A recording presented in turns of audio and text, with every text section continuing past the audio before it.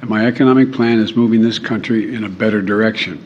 Based on everything that goes on with the president, is there anything, or can you list a few things that are going right for this president at this moment? Well, I would point you to the jobs numbers today. We saw 375,000 jobs in the past month. While we understand what the American public is going through at this time, that is a good sign. That is a good sign for the economy. And we also saw that unemployment rate remains at 3.6. As we talk about moving this historic economic recovery into a transition so that we can really truly deal with inflation. And we saw gas prices drop by 25 cents this past 2 weeks. That is also important. We understand there's more work to be done. You have a job, but you're kind of strapped by inflation. So what's the takeaway here? What's the long-term you should be gearing in? You know what? It's so interesting because this time, a year ago, the president could look at these numbers and tout them and sort of boast about them.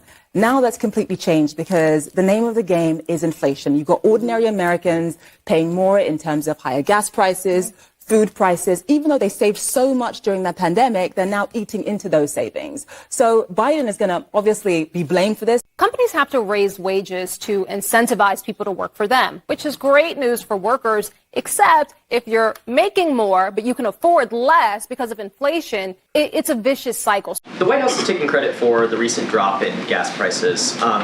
Do you believe that the administration's moves are more responsible for that drop than, say, changing consumer behavior and the fact that some recession jitters also seem to be pushing oil prices under $100? So as you heard from the president today, we saw the gas prices go down for 25 consecutive days in about 25 cents.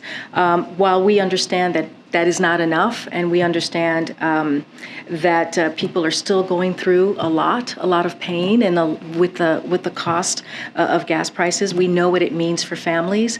But we do believe that the president has really taken this on these last several months when it comes to the Strategic Petroleum Reserve and that homegrown biofuels. All of the work that the president has done has helped to blunt the price increase. Now, remember, this price increase is due to Putin's tax hikes. And so the president's going to continue to do the work. We know we need to do more. That's why he asked for the gas tax holiday. The president, we understand, will be meeting with advisors today to consider removing tariffs on China.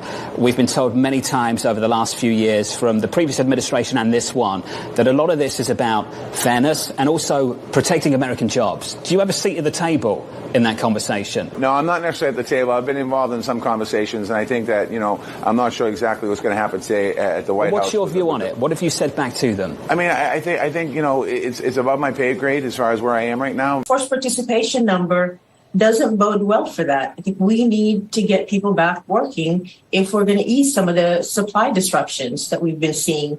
And that's affected different groups. Beyond the headline labor force participation, I think we have to look at different groups like women. Women who still continue to struggle with childcare. And that's part of that is about a lack of workers. So I still am concerned about kind of where we're heading. I think the headwinds are pretty strong. Every other indicator outside the labor numbers show a slowing economy with high inflation. On the wage side, that to me is the most telling. You see a real slowdown there. Now, of course, this brings us back to the point where wages are lagging inflation. The purchasing power of incomes is declining, and that will eventually take its toll of consumer spending, and that is where we run into a recession. Very quick follow-up. I asked on Tuesday about the releases from the Strategic Petroleum Reserve.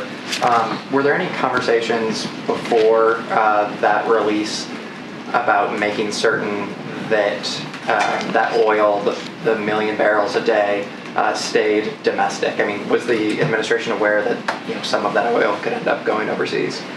So when it comes to the oil, it is something that oil companies decide what.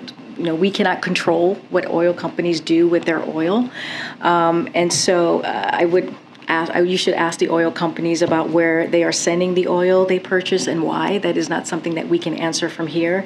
The Department of Energy can't dictate what oil companies do with the oil they purchase or where they ship it to sell. That is something, again, that the oil company decides on. And again, I would refer you to Department of Energy on that question. While wages continued to move up last month, they were outpaced by decades-high inflation.